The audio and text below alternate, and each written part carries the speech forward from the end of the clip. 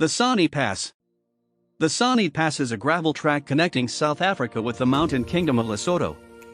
Rising 1332 meters in just 9 kilometers, it has 1:3 gradients and numerous tight hairpins. It's the most dramatic 44 drive in South Africa.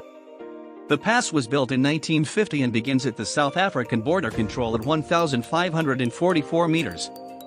It finishes at the Lesotho border control at 2,876 meters. It's not paved, and the weather can seriously affect the conditions of the pass. It can be anything from a well-graded gravel track to a very challenging 44 drive over large loose boulders and deep ruts. In any condition, it's a steep, narrow track close to a precipitous drop. It can only be driven in a 44 vehicle. It's a challenging but truly exhilarating adventure, and if you have the nerve to look, the Sani Pass offers some of the most spectacular views over the southern Drakensberg Mountains. It's not the only way to get to Lesotho, but it's definitely the most exciting. The effort to get up the Sani Pass is rewarded with a drink at the highest pub in Africa, the Sani Mountain Lodge Bar. It quickly became one of our favorite places in South Africa. How difficult is driving the Sani Pass? Make no mistake, the Sani Pass can be very difficult to drive, and in bad conditions should only be undertaken by people with some experience driving a 44 vehicle. But conditions change significantly depending on the time of year you visit. Whatever time of year you visit, the gravel track has a steep gradient, near vertical drops on one side, and numerous very tight hairpins, so tight, some of them required a 3-point turn. In winter, snow and rain can make the gravel road slippery and muddy, adding extra difficulty in getting up that steep incline. However, the worst conditions are after a heavy rainfall, when a downpour can cut deep rivulets in the road. This makes it very likely you'll get stuck, even in a 44, and need to back up to try a better section of road. The track is re-graveled and flattened every month. If the road has been recently repaired and there has been little rain, the pass would be fine for any type of 44. However, if it has been a few weeks and heavy rain has cut a rough, disintegrating track, then you will want a larger 44 with high clearance to avoid those large boulders and deep ruts. How long does it take to drive the Sani Pass? It took us 1 hour 15 minutes to complete the 9-kilometer Sani Pass, excluding stops to get unstuck and rebuild our nerve. But the time it takes depends greatly on the conditions you encounter and the type of car you have. In good conditions with an experienced driver and a large 44, we have heard of people who made it up in 30 minutes. We've also heard of people who didn't make it and had to turn around to go back down.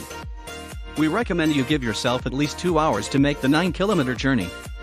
If the conditions are good, you'll probably feel the urge to stop and take some photos. There have been suggestions that the Chinese government is going to tarmac the pass. Should it go ahead, it will turn this 44 adventure into a simple afternoon drive, and much less fun. For the time being, a mass of local objections, hoping to preserve this unique experience, have maintained the adventurous integrity of the Sani Pass. What is the best time to drive the Sani Pass? The Sani Pass runs between the South African and Lesotho border posts.